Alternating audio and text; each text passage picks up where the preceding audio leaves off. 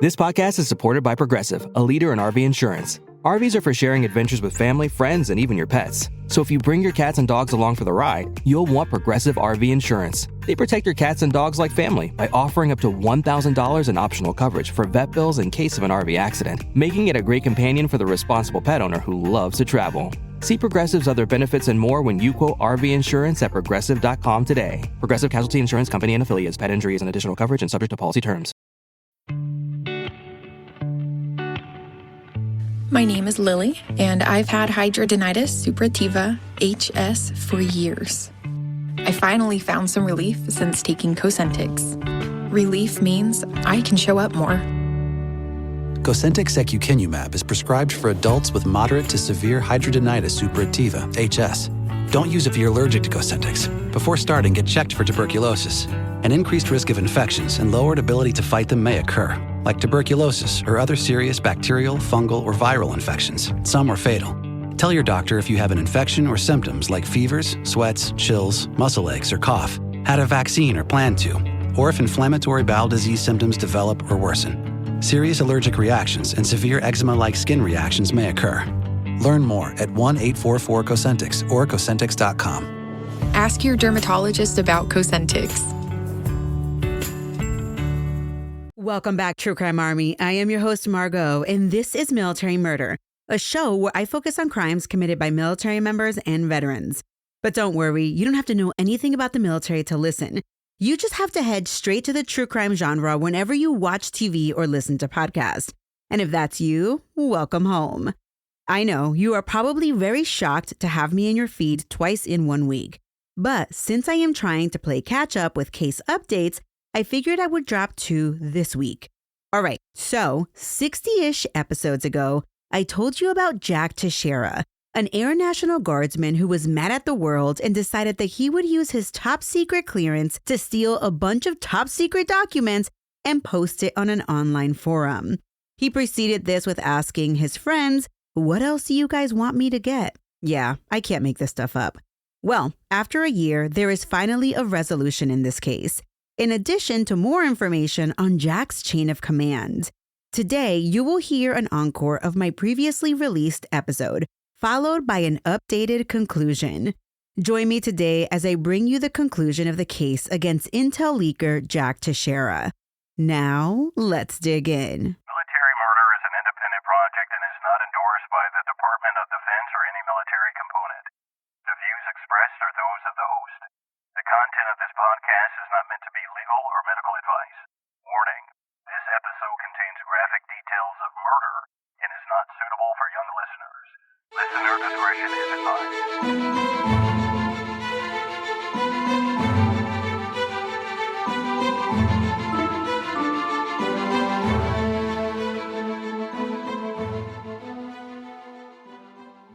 The Times Magazine wrote an article when today's case broke, like the same day that it broke.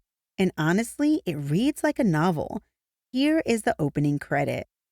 Quote, "Moments before his arrest by armed FBI agents on Thursday, a helicopter from a local news station caught footage of 21-year-old Jack Teixeira reading a book on the sun-splashed back porch of his house in North Dayton, Massachusetts.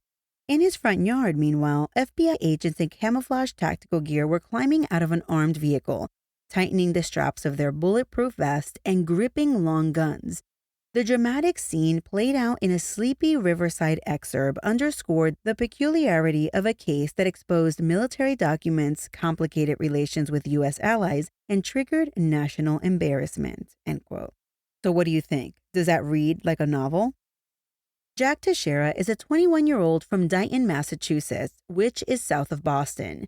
Jack's mom is a florist and his stepdad is an Air Force retiree, which is probably why Jack, who always had his sights set on joining the military, decided to enlist in the Massachusetts Air National Guard, where he was stationed at Otis Air National Guard Base in Cape Cod, and he was working as a cyber defense operations journeyman. Jack's friends remembered that growing up, Jack was obsessed with all things military.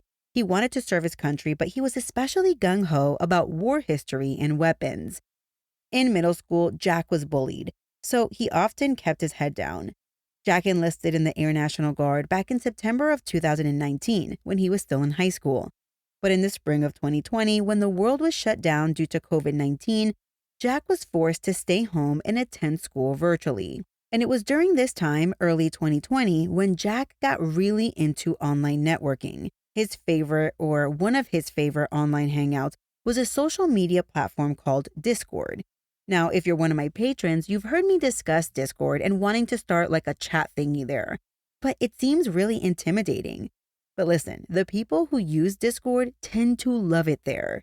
One of the groups that Jack eventually joined on Discord was called the Thug Shaker Central. As reported by the AP News, one of the members of this community said the focus of the group was discussing guns and sharing memes and jokes. Since the pandemic, however, discussions had turned to Russia's invasion of the Ukraine. The Washington Post later reported that the name Thug Shaker Central was a racist allusion. Jack's screen name on the platform was the OG, and after Jack joined the military, one of the members of the Discord channel said that Jack became disillusioned with the military and often discussed regretting his decision to join. Well, this is where Jack found himself in early 2023, still in the Guard, still in the Discord chat room, and apparently, allegedly, sharing reams of highly classified documents that got him arrested, and now he is currently facing decades of years behind bars. The public did not know who or what Jack Teixeira did until his very public arrest in April of 2023. When I first heard about Jack, I assumed he was just some punk-ass kid trying to be cool. And while I still think that, I have come to the realization that this kid could have really done some damage to national security. My main source for the following information are public court documents filed with the U.S. District Court of Massachusetts. The criminal complaint states that Jack has been charged with 2 violations. One is a violation of the Espionage Act, found at 18 U.S.C. 793 B&D, which states unauthorized retention and transmission of national defense information. He's also been charged with violation of 18 U.S.C. 1924, which is the unauthorized removal and retention of classified documents or material. The probable cause affidavit is kind of vague. It's 8 pages long, but the first pages read like security training, explaining the different security levels: top secret, secret, confidential. The meaty part of the affidavit, which is not meaty at all, states that Jack published many documents online with the marking top secret, and that those specific documents depict, quote, government information that was used to inform senior military and civilian government officials during briefings at the Pentagon in Arlington, Virginia, end quote. While the write-up says that they had been investigating this kid for a while, they mentioned April 10th, 2023 as an important date. That was when they were able to interview an online persona who interacted frequently with Jack.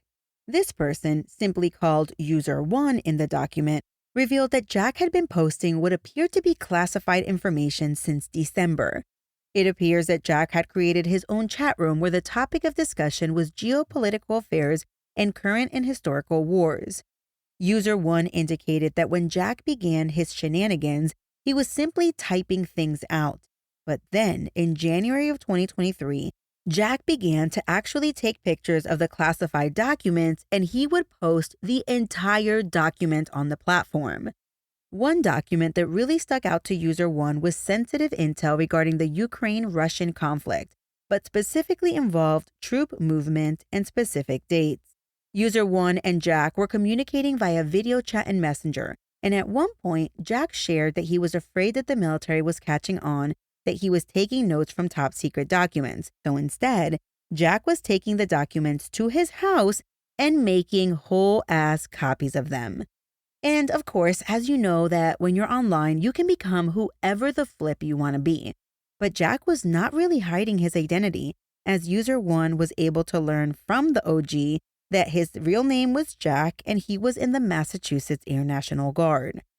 By then, User 1 had given plenty of information to the feds, and on April 12th, I believe that Discord had provided documents to the FBI regarding Jack. From those documents, the FBI learned that the person running the server was Jack, and the billing name associated with Jack was Jack Teixeira.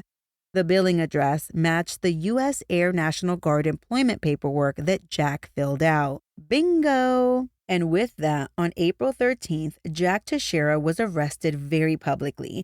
You can see him sitting in the back of like an armed truck, He's wearing handcuffs behind him with red basketball shorts and just looking defeated. The affidavit goes on to say that Jack actually used his access code to access restricted documents, and the government had evidence of those logs. And not only this, but a week before Jack was arrested, he went to the classified files and, no kidding, searched the word leak. The investigators believe that Jack was trying to figure out if the leaker had been identified, almost as if he had a sixth sense that they were onto him.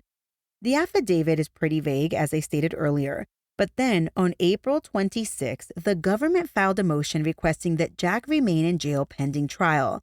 And this affidavit is where we get the real meat to this story. The government contends that Jack should remain behind bars because he is a flight risk. He's 21 years old and facing upwards of 25 years in prison. The government says the evidence against Jack is mounting, which leads me to believe there is so much more to this story. They believe that if Jack is released from jail pending his trial, he might have more intel that a hostile nation might be willing to pay for. Heck, they might even offer to harbor Jack as a fugitive of the law if he goes on the run. The prosecutor also cites to Jack's manipulation and how he had taken obstructive measures to keep from getting caught, such as telling his online buddies to delete everything. And he also told them if they come asking questions for them to keep their mouths shut. And wait for it, when Jack was arrested, of course they did a sweep of his house and the dumpster. And wouldn't you know it, in the dumpster they found a treasure trove of Jack's items. They found a tablet, a laptop, and an Xbox gaming console all smashed to pieces. I wonder why anyone would do that to those high-ticket items, Also in the dumpster was an iPhone box, and it turns out that 2 days before his arrest, Jack told people he got a new phone because his flew out the window and was smashed. And he also told them he got a new email address. The final reason that the government thinks he needs to stay behind bars is that they don't know what Jack has memorized from the documents he has already seen. Jack allegedly could cause grave danger if more information gets out. But wait, Jack appears to always have been a little troublemaker.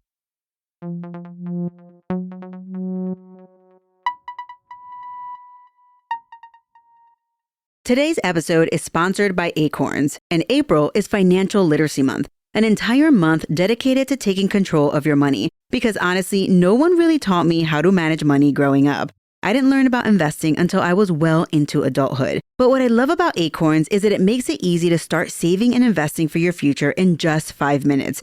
I know, April is an entire month, but you don't need an entire month to learn.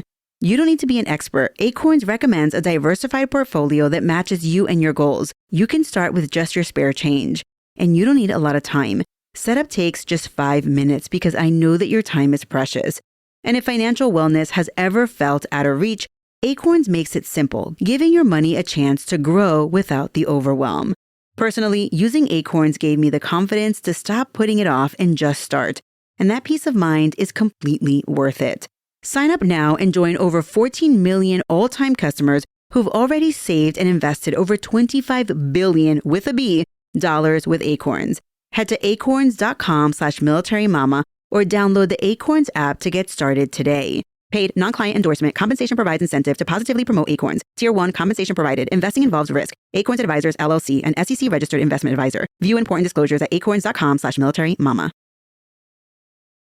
Running a business comes with a lot of what-ifs. But luckily, there's a simple answer to them. Shopify. It's the commerce platform behind millions of businesses, including Thrive Cosmetics and Momofuku. And it'll help you with everything you need. From website design and marketing to boosting sales and expanding operations, Shopify can get the job done and make your dream a reality. Turn those what-ifs into... Sign up for your $1 per month trial at shopify.com/special offer. Through a footnote in the filings, I learned that Jack was suspended when he was in high school for making concerning comments about Molotov cocktails and weapons. He was also overheard making racial threats. And by the way, this was when he was a sophomore in high school. Well, in 2018, Jack decided he wanted to go buy a gun. But his application was denied because the police had been contacted about the bomb threat and they were not a fan of approving Jack's gun permit. So Jack was basically told to kick rocks. He applied again in 2019, but again was denied. But when he applied in 2020, he personally wrote a letter saying he was trustworthy, specifically saying, "Hey, the military has accepted me and given me a position of trust. And because I know you came here for some details, I would love the pleasure to read you this 2-page letter that Jack Teixeira wrote, explaining how he had changed and why he should be given an opportunity to own a gun." Here goes. The letter is dated November 15th, 2020. Dear Officer Ferreira, thank you very much for calling me last week and giving me the chance to show you and the Chief how I have matured and changed since March 27th, 2018, and for allowing me the opportunity to be considered trustworthy. On or about the same date above, I said some things while I was a sophomore in high school that were inappropriate, and unfortunately, I was insensitive to the current events going on at other schools. I lacked some of the social disciplines and the situational awareness needed at that time to make a logical decision on how to express myself verbally. In retrospect, when I was 16 years of age, I never looked at how people reacted to what I said, and I didn't think it would matter or affect my life. I understand now that I couldn't have been more wrong. After 2 years and 8 months since the date above, I am very cognizant of the world around me and know how powerful words can be. I realized after the incident, and of course understand now, that what I say matters and to weigh my words, knowing how the ripple of the pond effect works. In hindsight, it disturbs me that I made people uncomfortable or even scared because of what I said. I now have the situational awareness and social disciplines I lacked in March of 2018, and am very aware of my surroundings when I speak. In 2019, I enlisted in the United States Air Force Air National Guard, working for the 102nd Intelligence Wing as a cyber transport specialist. I have been to basic training and am awaiting my tech school in January 2021, which the break in training was due to the COVID-19 outbreak. In order to go to tech school, I needed an adjudicated top secret clearance with the government, which I have now. The investigation process was extremely thorough, and the events that happened on March 27, 2018, at Dighton High School were discussed. Everything was explained to the investigator about the incident, as well as police reports, school letters, and any or all documents that were submitted to the investigator that were generated from this event. I was very concerned that my decisions that I made at 16 would haunt my future in serving my country in the military, and am glad they did not. With wearing the uniform and being a representative ambassador of the United States Air Force, and now having a top secret clearance, I now represent much more than myself and need to watch what I say and do both in public and in private, as it affects more than just myself. I think that I have grown as a person, especially after joining the Air Force Air National Guard and putting on the uniform. I uphold and apply in my personal life as well as my military career the 3 Air Force core values: integrity first, service before self, and excellence in all we do. The Air Force Air National Guard has given me the tools to be an outstanding airman and an upstanding citizen, and I intend to make full use of these tools so that I can be the best I can possibly be. These tools will be especially useful as I now hold a lot of responsibility to my name. I will be required to show that I can be a responsible and upstanding person in order to maintain and keep my top secret clearance, and that I am to be held responsible for anything that I do or say. I understand the concern to not grant me the responsibility of having a firearms ID in 2018. I hope this letter highlights that I have changed as a person from a 16-year-old in high school to a person with a military career in intelligence/cyber intelligence, and a person that now has the national trust to safeguard classified information. It is my hopes that you will now consider me for my firearms ID. If there is anything further that might need clarification, or if there is additional information needed, please reach out to me by phone. Respectfully submitted, Jack D. Teixeira. Oh my God, does this letter just make you want to cringe? I hate that he used the Air Force core values and all the military blah blah blah to get a firearms ID. And guess what? It freaking worked. Jack got a gun. In fact, he got multiple guns. You see, Jack was a gun enthusiast and he often took to Discord to discuss murder and violence. I know. I talk about murder and violence all the time, but that's not the type of stuff Jack was talking about online. By the way, from November 2022 to April 2023, he sent over 40,000 messages on Discord. But the filings cite to 4 specific online statements that are concerning. In November of 2022, Jack said that he would kill a ton of people to cull the weak-minded. He was also hopeful that ISIS would go through with their planned attack at the World Cup. In February 2023, Jack talked about creating his very own assassination van. That same month, he asked an online friend for advice on the best type of gun to shoot out of an SUV, specifically saying, trying to figure out best way to shoot up a really crowded urban area. And then, in March of 2023, Jack was still on his SUV assassination vehicle rant. And I guess he never learned his lesson about school, because he went on a rant about hating school and specifically said, quote, "Second semester in and I already want to bomb the place," end quote. And of course, when they were investigating this guy, they went back and they discovered that back in July of 2022, Jack used his government computer to Google the following: Ruby Ridge, the Las Vegas shooting, Mandalay Bay, the Buffalo shooting, and Uvalde. Okay, so back to Jack's gun situation. Jack kept his guns secure in a gun case by his bed. And when the feds raided his house, he had handguns, bolt-action rifles, shotguns, a bazooka, an AK-style high-capacity weapon, and a gas mask. He also had ammo, tactical pouches, and a silencer-style accessory. But listen, of course, all of Jack's weapons were seized, but the government did not seize his stepfather's guns. And wait, when they found all the smashed electronics in the dumpster, they also found a military-style helmet with a mounting bracket, for example, something that you would maybe mount a camera to. By the way, Jack appeared to be an attention whore. Because not only is it egregious that he was posting full-on classified documents online, but he would say to his online buddies, "Hey, let me know what other documents you want me to post on here." This case is crazy because we all know kind of weird people like this at work, right? But I don't think anyone has called Jack weird, although one of his coworkers did say that Jack was quiet but spoke about guns often. His coworker also revealed to an FBI agent that if Jack were to show up to work with a gun, he would probably be the first one that Jack shot. Ugh, WTF. Also, I cannot make this next part up, but attached to the supplemental motion in support of pretrial detention was a group of pictures of what appears to be Jack's house. By the way, he lives with his parents, and that is not said to be a dig, just giving facts. Well, one room is legit decked out with camouflage all over the walls. I'm talking floor to ceiling camouflage. Then there is like brown fuzzy looking hunting material on a big chunk of the wall.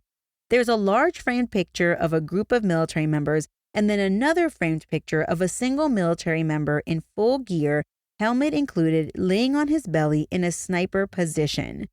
It's definitely an odd picture. A different room shows a shooting target from the range with all the bullet holes, and then in his room, the guns were laid out on a wooden trunk, likely placed there by the investigators. Woof. This case is so weird. And you might be wondering, how does such a young guy turn this way? Well, the Washington Post did a write-up on Jack Teixeira, and it's kind of worse than you think it is, because it revealed that Jack was a straight-up racist bigot.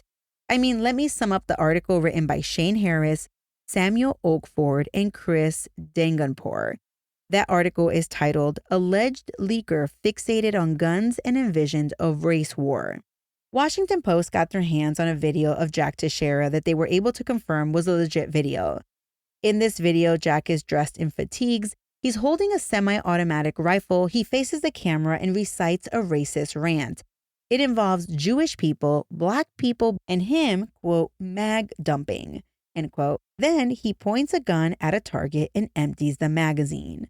The Washington Post revealed more classified documents than those revealed to the public, and they did their due diligence by interviewing people close to Jack, who, of course, wanted to remain anonymous.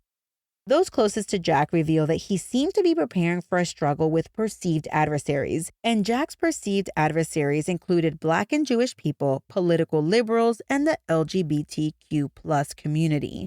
Apparently, quote, these people, end quote, made Jack's life as an Orthodox Christian and political conservative a living hell.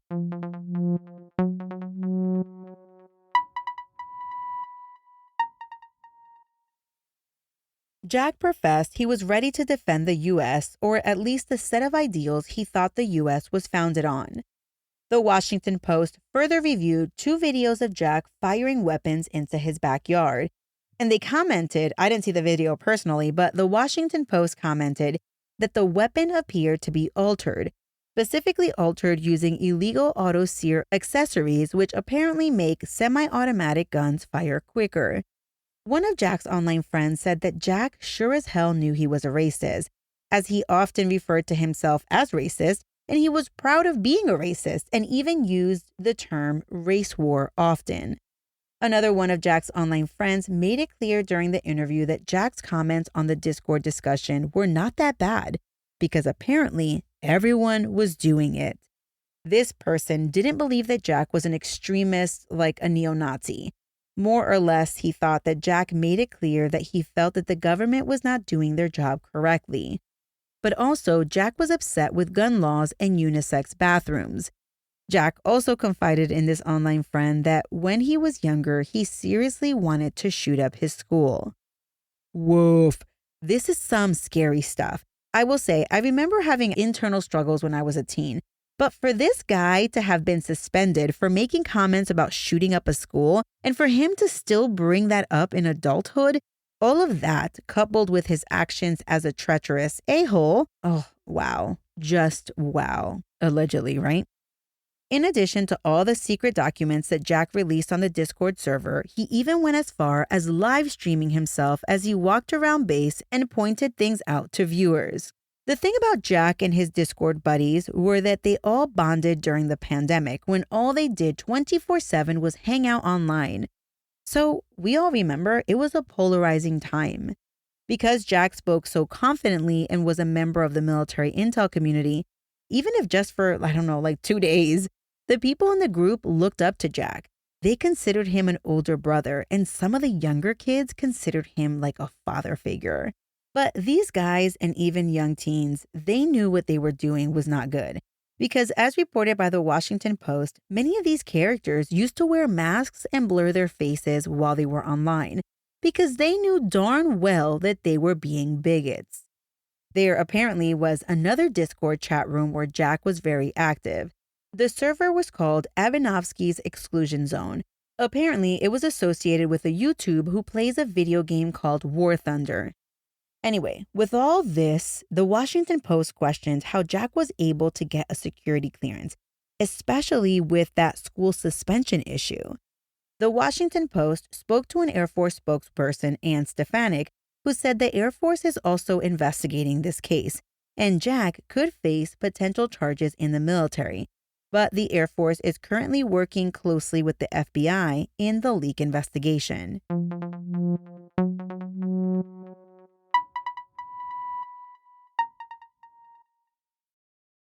This episode is brought to you by Netflix. 3 couples, 4 vacations, a lot to unpack. Watch The 4 Seasons, a new series starring comedy favorites Tina Fey, Steve Carell, Will Forte, Coleman Domingo, and more in a hilarious and heartfelt love letter to long-term relationships. Based on the original Alan Alda film. Watch The 4 Seasons, streaming now only on Netflix.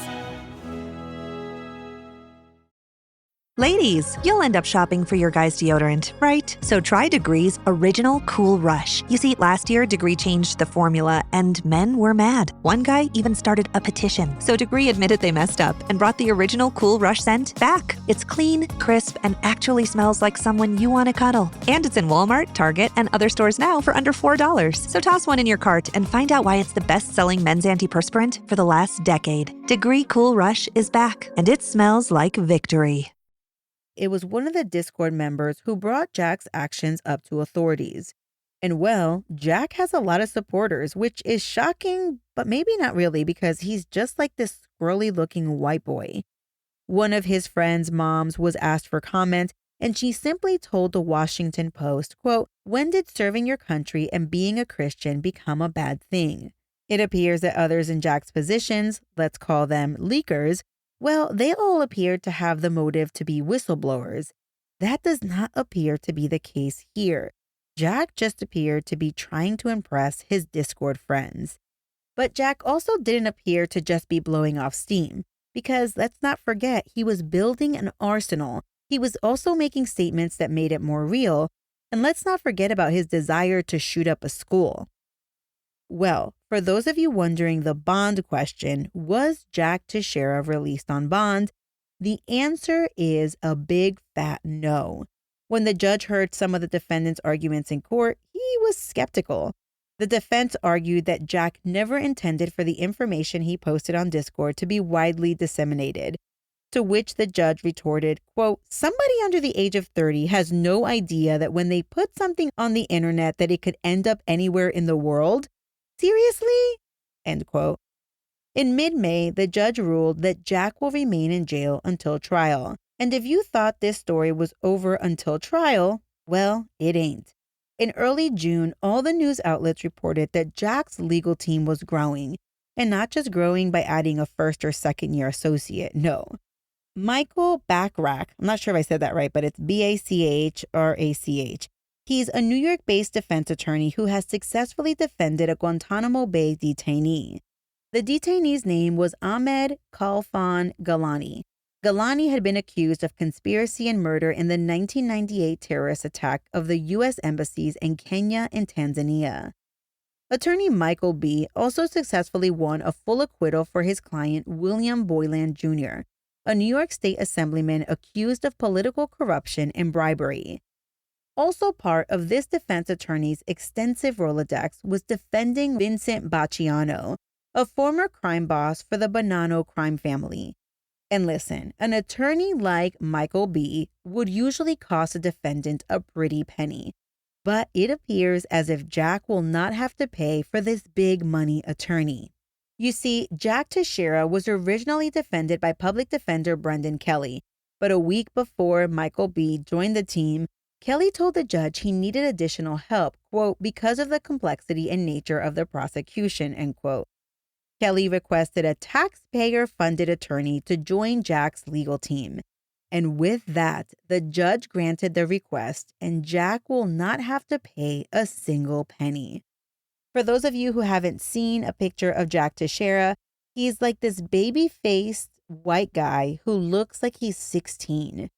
I wonder if part of his defense will be, this was a terrible joke gone wrong. So you might be wondering, who are this little twerp's parents? I mean, maybe you weren't wondering that at all.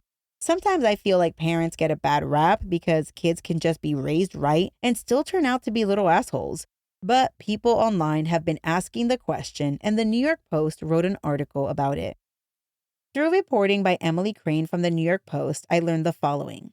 Jack's mom is Dawn Dufault. His stepfather is Thomas Dufault. Thomas retired from the Air Force in April of 2019 after 34 years of service.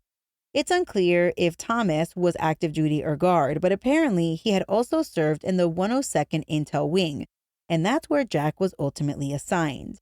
Thomas appears to be into a lot of different things as he has a pilot, mechanic, and real estate licenses. Jack's mom, Dawn, worked for years helping the veteran community, including stints at the Massachusetts Military Heroes Fund and Home for Our Heroes. She even worked for the Massachusetts Department of Veteran Services from 2014 to 2015. In 2017, Dawn began running her floral business out of her home. Dawn was also very proud of Jack's commitment to the military. She was proud of her husband and his son as well. Her husband's lineage in the military runs deep. His son was in the military, and so was his father. On June 3, 2021, Dawn took to Facebook and wrote, quote, Jack is on his way home today, tech school complete, ready to start his career in the Air National Guard, end quote. There wasn't much written about Jack's biological father, Jack Michael Teixeira. Dawn has made one verbal statement about Jack where she confirmed he was a guardsman. She said he had recently been working overnight shifts, and she confirmed he recently changed his phone number. WCVB reported the Teixeira family is strongly supporting Jack. A written statement from the family read in part, quote, "We know there are more questions now than answers and are hopeful that Jack will receive the fair and just treatment to which he is entitled during this investigation." It went on to say, quote, "His parents and large extended family are standing together in solidarity in support of Jack Teixeira through this very difficult and confusing ordeal.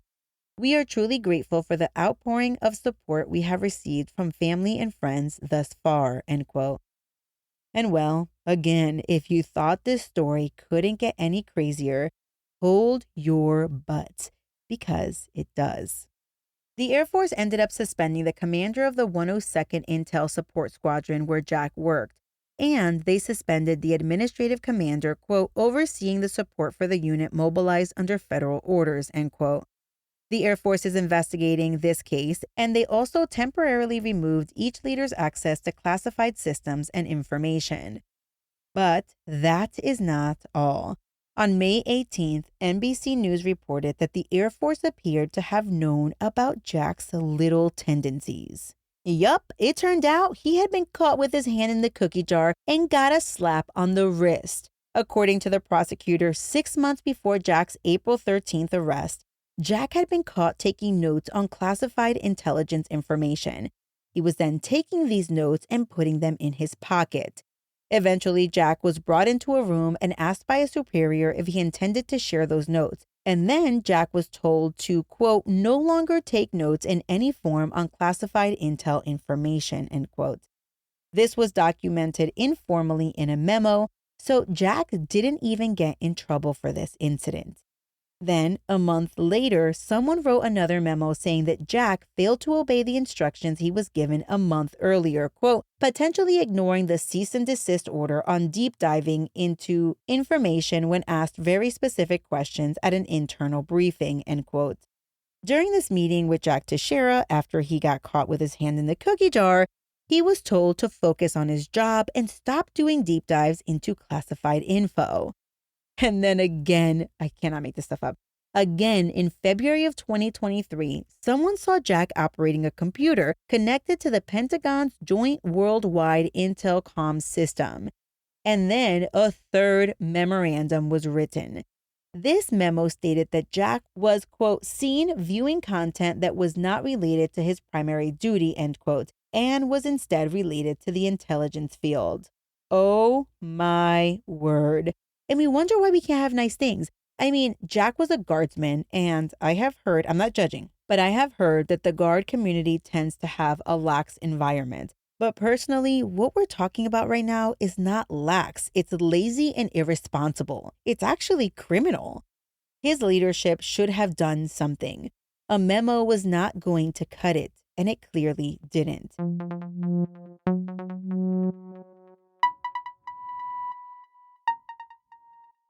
We off? 30 seconds of carefree bliss. Oof, like wind in your hair carefree. Oh, like using Clorox Disinfecting All-Purpose Cleaner in the home carefree. Yes! Like dog slobbing on the coffee table and cleaning it with Clorox carefree. He's on a roll now. Spit toothpaste on the faucet. You got it. You got it. Peanut butter on the light switch. Oh, spritz, spritz. Spritz, spritz. Clorox, man. Clean feels good. Okay, we're back. Use as directed. When Air National Guardsman Jack Teixeira was indicted back in June of 2023, he entered a plea of not guilty.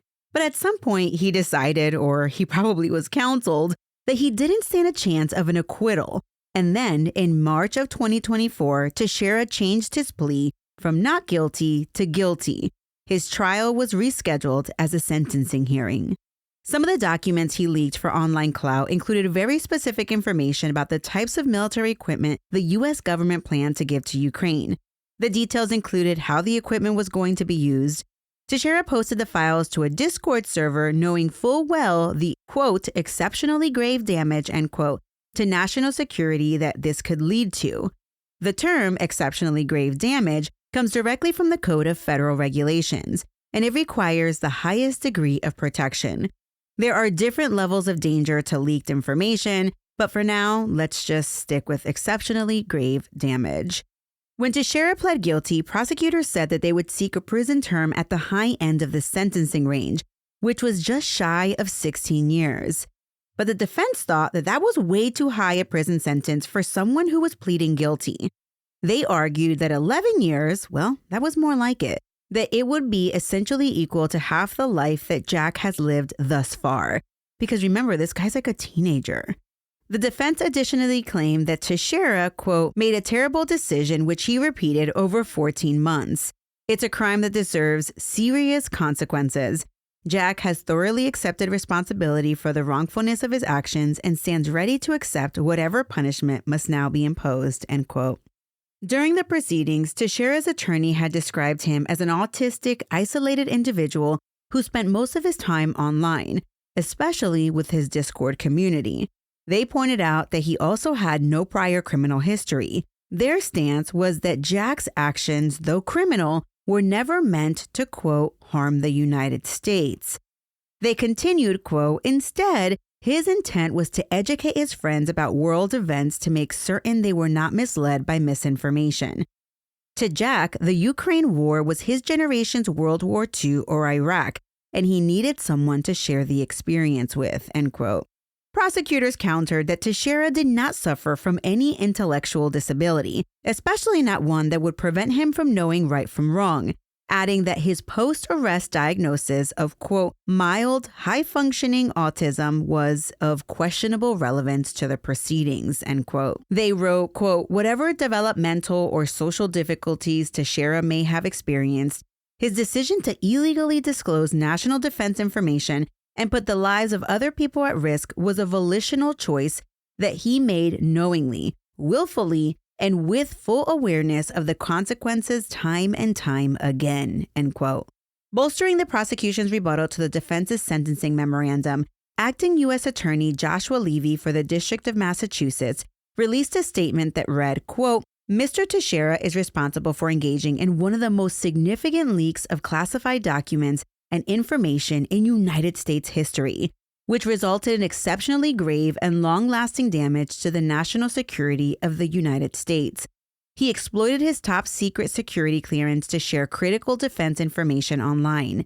In doing so, he exposed sensitive defense information involving our allies, putting our intelligence community and our troops at risk. It is vital that our classified information remains just that, classified. Leaking and disturbing this kind of information poses significant and real consequences across the globe. This is disturbing conduct that will not go unnoticed and unchecked, end quote. The sentencing hearing was initially scheduled for September 27, 2024, and with that, Jack Teixeira would soon learn his fate. But of course, things never go as planned, and his hearing was delayed until November 12, 2024. The prosecution's sentencing memo was filed 2 weeks prior to the November sentencing date on October 29, 2024.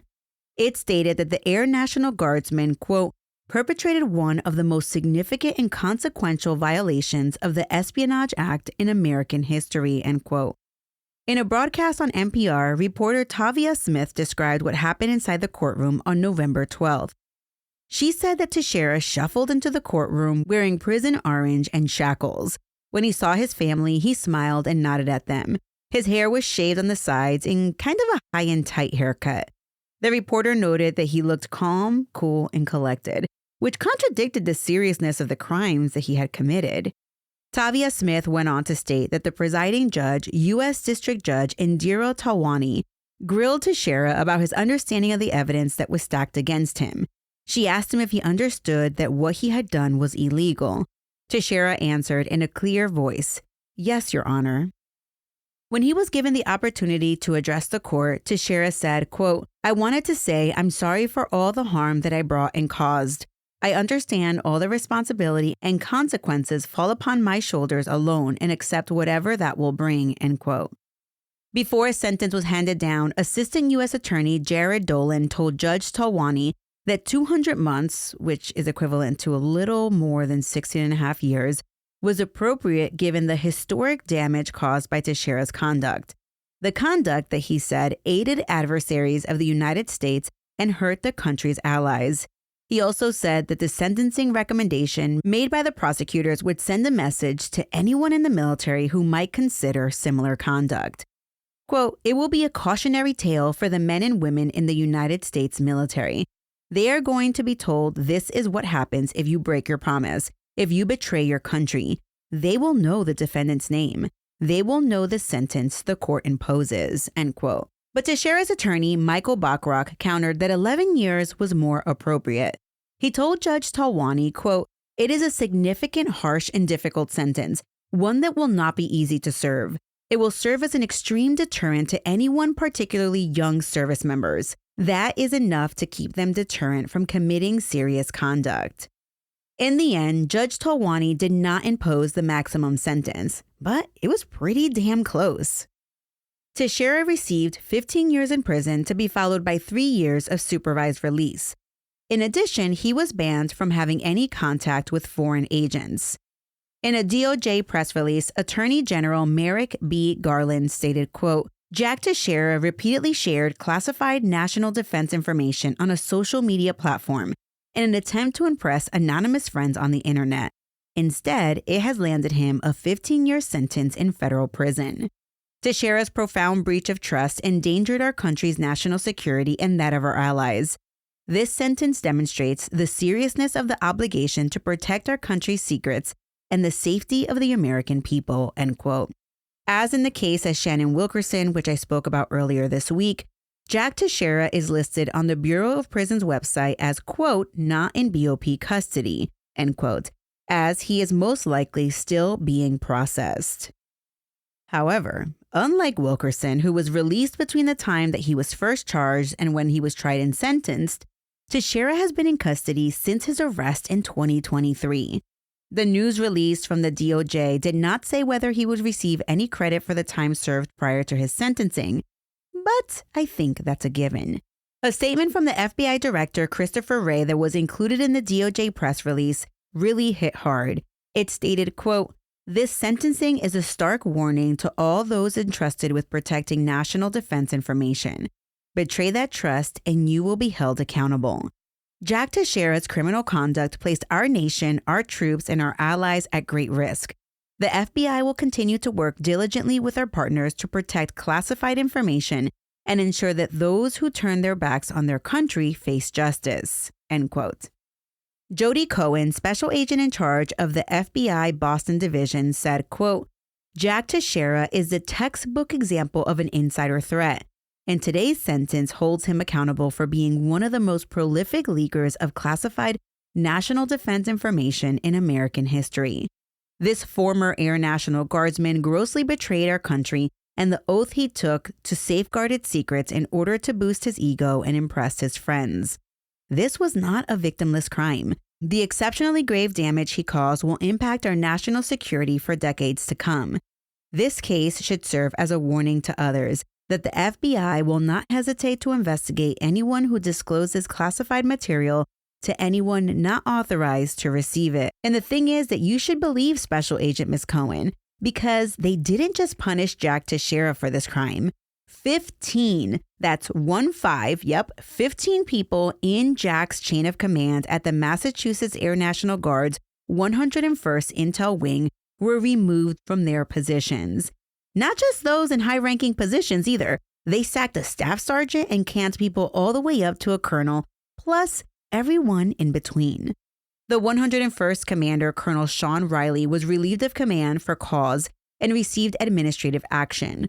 Colonel Enrique Dovallo, who commanded the 102nd ISR Group, was given administrative action for, quote, "concerns with unit culture and compliance with policies and standards," end quote. Those were the two highest ranking individuals listed in the article that I read, but it also stated that as of December 2023, the entire group, I'm assuming they're meaning the ISR group, was taken off mission when the leaks were discovered, and as of that date, the mission was still reassigned to other units in the Air Force. However, according to a local news source, WBUR, the mission was reinstated on June 1st, 2024. An Air Force Inspector General, better known as the IG, their office conducted an investigation that revealed members of Teixeira's unit failed. They failed to follow procedures. They failed to perform adequate inspections. They failed to provide consistent guidance for reporting security incidents. The report was detailed in an article on ABC News and an article in WBUR. They reported that in the IG report, there were 4 separate incidents outlined where immediate supervisors knew about Teixeira's, quote, intelligence-seeking behaviors and intentionally failed to report the full details of their security concerns and incidents, fearing security officials might, quote, overact, end quote. You probably want an example. What does that mean? So here's one. Someone actually witnessed Teixeira writing down information on a Post-it note, secret information, but no one bothered to follow up and make sure that that note was shredded. They also noted that Teixeira was left unsupervised while he was part of a 3-person team working night shifts in a top-secret SCIF. Quote, at times, members were required to perform preventive maintenance inspections and other tasks which required individuals to be on their own for hours, unsupervised in other parts of the facility. Further, no permission controls were in place to monitor print jobs, and there were no business rules for print products. Any night shift member had ample opportunity to access classified sites and print a high volume of products without supervision or detection, end quote. When security officials were finally notified of Teixeira's actions, they were given incomplete information and not fully briefed on the scope of the egregious security violations that he had committed. The IG report went on to point the finger directly at unit officials, quote, who understood their duty to report specific information regarding A1C Teixeira's intelligence-seeking and insider threat indicators to security officials, intentionally failed to do so, end quote. That's kind of a confusing quote, but basically what they're saying is, people knew about Teixeira's intel-seeking mannerisms, and they failed to report it appropriately. In addition to all this, the unit regularly held classified intel briefings for their tech support teams so they could, quote, better understand the mission and the importance of keeping the classified networks operating. The IG stated in its report that it was improper and problematic because it gave people exposure to information who did not have a need to know. The investigation concluded that if, quote, any of these members had come forward, security officials would likely have facilitated restricting systems and facility access and alerted the appropriate authorities, reducing the length and depth of the unauthorized and unlawful disclosure by several months, end quote. I mean, really, people, if you see something, report it. And honestly, thinking that maybe someone's going to overact or overreact. And look at this guy. Now he's going to spend 15 years of his life in prison.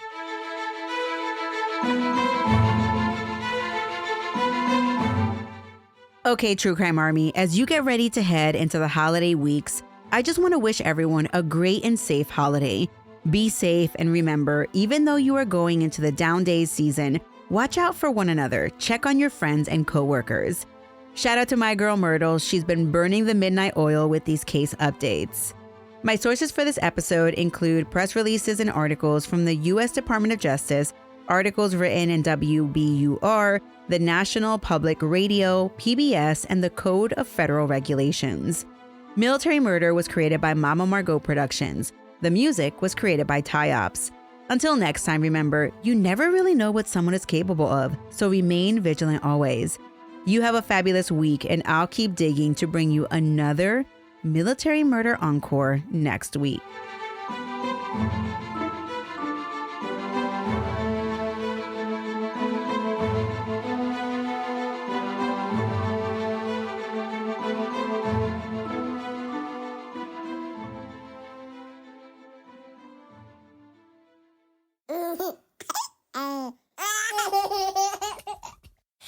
Mama's working on her podcast.